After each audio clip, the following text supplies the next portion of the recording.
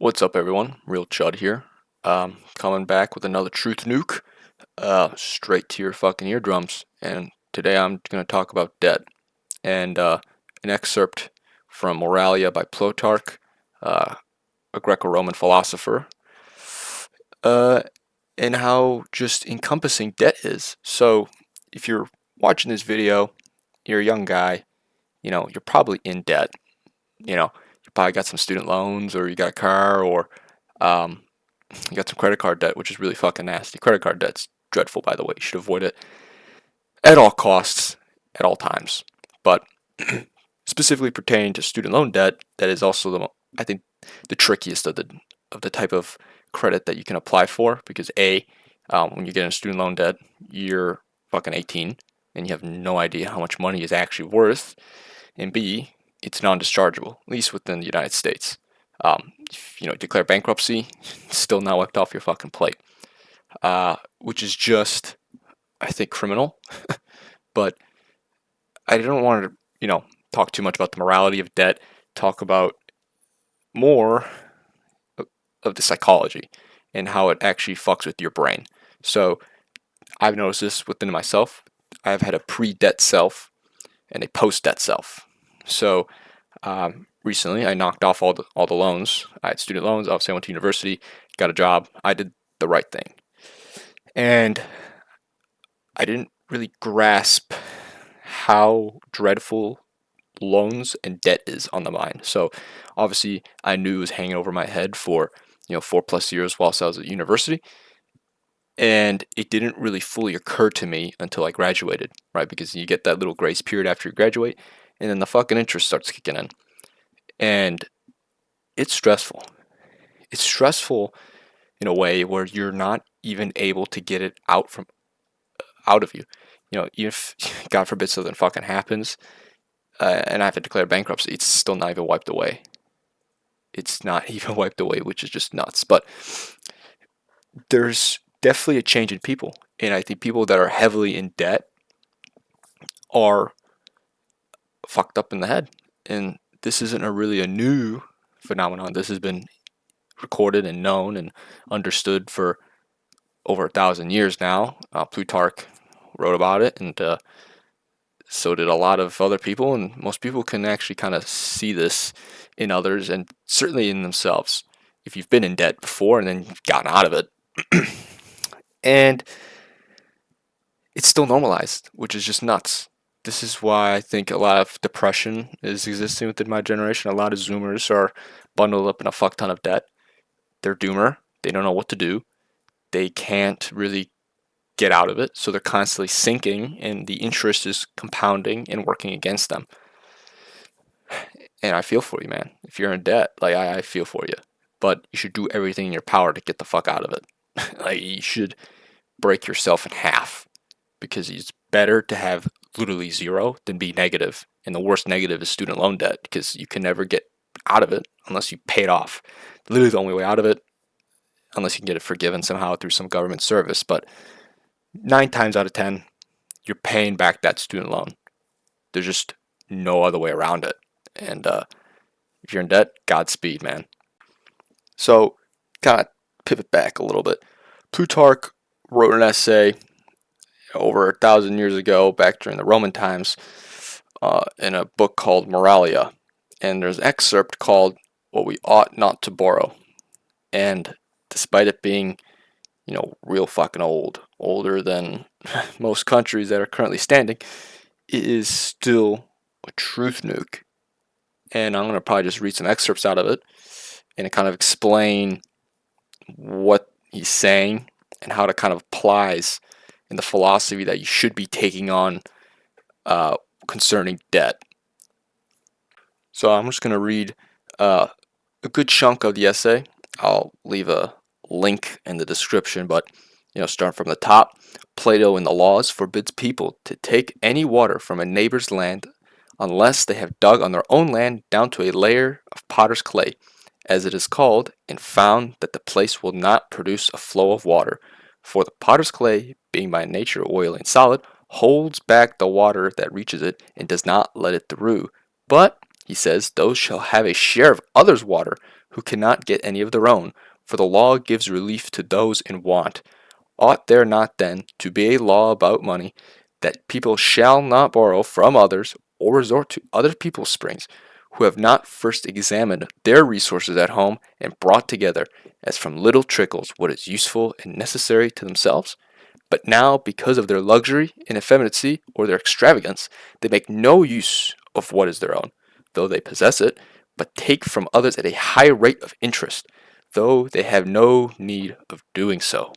There is strong evidence of this. Loans are not made to people in need, but to those who wish to acquire some superfluity for themselves. And a man who produces a witness and a surety to aver that, since the man has property, he deserves credit, whereas since he has it, he ought not to be borrowing.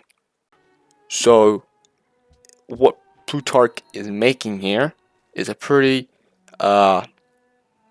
common observation, is that loans are often not made to people that specifically need it, but wish to acquire something that they can't quite afford. And now this isn't always true. Unfortunately, for houses nowadays, you can't really buy them outright. They're far too expensive. But for things that you can actually, buy outright, little things, purchases under $1,000, credit and loans are actually made to those people, even though they probably should not be, because honestly, they have enough shit in their own backyard that they could probably sell to then actually get what they want. I mean, if you look around your own space, you probably have enough shit in your room, in your house, apartment, or whatever, to actually just probably dump it and literally sell it like Facebook Marketplace or whatever, and then actually use those proceeds to buy the new thing. But that's pretty rare. I don't think there's many people that nowadays sell shit they don't need to get the one thing that they want. They're just gonna go out to some fucking credit card lender, get a card, and then start swiping.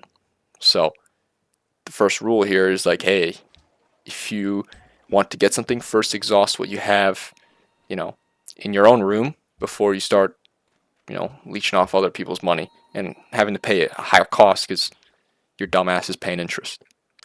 And he kind of elaborates on this a little bit, but part two, why do you pay court to the banker or broker? Borrow from your own table. You have drinking cups, silver dishes, bonbonnieres. Pawn these for your needs. Beautiful Elias or Tenedos will adorn their table in their stead with pottery that is cleaner than silverware. It does not have the heavy, disagreeable smell of interest defiling every day like rust the surface of your extravagance, nor will it keep reminding you of the first month and the new moon, which, though the holiest day of the month, the moneylenders have accursed and detested. For as those who, instead of selling their belongings, give them as security, not even a god of property could save them. They are ashamed to accept a price, but not ashamed to pay interest on what is their own. And yet the great Pericles made the ornaments of the goddess, which weighed 40 talents of refined gold, so that they could be taken off, quote unquote, in order. And he said, quote, that we may use it for the expenses of the war and then pay back an equal amount. And so let us likewise, when we are, as it were, besieged by our needs, and refuse to admit the garrison of a money lender, our enemy, or to allow our property to be sold into slavery. No, let us preserve our liberty by taking off what is useless from our table, our bed, our vehicles, and our daily expenses, intending to pay it back if we are fortunate. So again, kind of rounding off what he said the first part. There's probably so much shit you're not using right now, literally right now, on your fucking table, on your bed, wherever you're not using, dump it, sell it, and then get the thing that you want. How much bullshit are you consuming right fucking now that you don't need to be? I have no idea. I'm pretty Prussian with my spending, but maybe you're not. Stop doing that. It really is not that hard. It's not rocket science. And the last line, no, let us preserve our liberty by taking off what is useless from our table, our bed, our vehicles, and our daily expense, intending to pay it back if we are fortunate. If you do not, take the advice here and instead take a fucking loan, you are literally giving your liberty. You are indebting yourself for something you probably do not need when you could have sold something off beforehand to purchase what you need now. Very radical. Not saying that you should live completely minimalist, but the point kind of stands. How much do you need? Can you sell what you have now? Can you give up what's now to get what you need? If not, or if you can, don't take loans. It's really that simple. You should just probably buy things outright or wait. You should not be borrowing. It's really fucking bad for you, man. Just FYI. Pretty radical. Not gonna lie. But there's kind of that truth. Should not be over consuming. Because if you can just buy something and then borrow for more later, you're getting shit that you don't need. I'm skipping down a little bit, and forgive me if I butcher some of the fucking nomenclature, but here it goes. For what good did Solon do the Athenians when he put an end to giving one person's as security for debt? For debtors are slaves to all the men who ruin them, or rather not to them either, for what would be so terrible in that, but to outrageous, barbarous, and savage slaves like those who Plato says, stand in Hades as fiery avengers and executioners over those who have been impious in life. For these money lenders make the marketplace a place of the damned for the wretched debtors. Like vultures they devour and flay them, entering into their entrails, or in other instances they stand over them and inflict them the tortures of Tantalus by preventing them from tasting their own produce which they reap and harvest. And as Darius sent Datus against Atrophanes against Athens, with chains and fetters in their hands for the captives, in similar fashion these men bring against Greece jars full of signatures and notes as fetters, march against and through the cities, now like Tripolis, sowing beneficial grain, but planting roots of debt, roots productive in much toil and much interest and hard to escape from, which as they sprout and shoot up round about, press down and strangle the cities. They say that hares at one and at the same time give birth to one litter, suckle another, and conceive again. But the loans of these barbarous rascals give birth to interest before conception, for while they are giving, they immediately demand payment. While they lay money down, they take it up, and they lend what they receive for money lent. So, bit of a history lesson, bit of, embellishment, but there's still some truth in what he said, especially in terms of preventing them from tasting their own produce, which they reap and harvest. For a lot of people nowadays, debt consumes a tremendous portion of their payments. I saw that within myself. I saw, a couple $100 each month just leave my fucking bank account just to pay for interest. Not even the principal. Just, I was working my ass off. Working my fucking ass off just for some of it to get taken to debt. And I was pretty conservative. A lot of people were like, actual huge portions of their fucking income is just taken away. And it's not taken away from taxes, which is another problem, but just for servicing debt. It makes you a complete fucking slave. If you're paying money just to service debt, you are literally a fucking slave. The creditor owns you. It's so hard to get out of it. You can get into a really bad pit with really bad fucking loans. This is especially true of car loans, where you borrow money for a car and it automatically is under fucking water. You drive it off the lot, you're down 20%, and you dump the car back, you still owe the difference. Student loans is really nasty too, because shit, it's kind of like the hares he was talking about. You're strangled before you even give fucking birth, man. Like, you can't even get your career off the ground, and you're just getting your ass kicked by interest, and it just keeps piling up.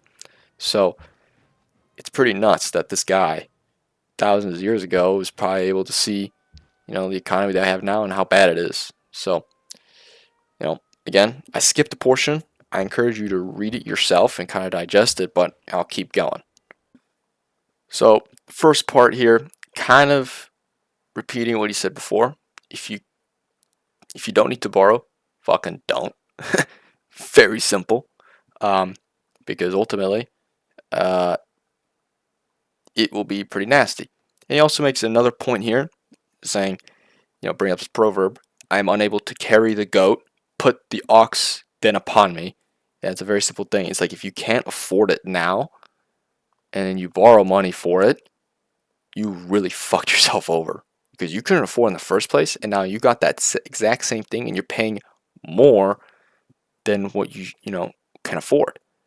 So it really is expensive to be broke, and this was true over 1,000 years ago. And I'll read the last paragraph here. Being unable to carry the burden of poverty, you put the moneylender upon your back, a burden difficult for even the rich to bear. How then am I to live? Do you ask this when you have the hands and feet and a voice, when you are a man capable of loving and being loved, or of doing favors and being grateful for them? Live by teaching letters, by leading children to school, by being a doorkeeper, by working as a sailor or boatman. None of these things is disgraceful or disagreeable as hearing the order, pay up. Do you want to be a fucking wagey your whole life? A fucking just slave to debt? This guy was writing shit. Literal thousands of years ago. He's saying, essentially saying it's more respectable to flip fucking burgers at McDonald's and not owe a dime than to be some, you know, rich white collar worker where every single fucking month you check your bank account and it just says pay up because your fucking credit card bills due, or your student loans due, or your car lease payments due, or whatever. It's fucking true, man. It can fuck you up. Be careful. And if you can avoid it, if you can avoid debt, man, and not and be debt free, and you have $10 in your pocket, you're ahead. You are ahead of the pack. You got no debt and $10 in your pocket, you're probably easily 50th percentile, which is fucking crazy to think about.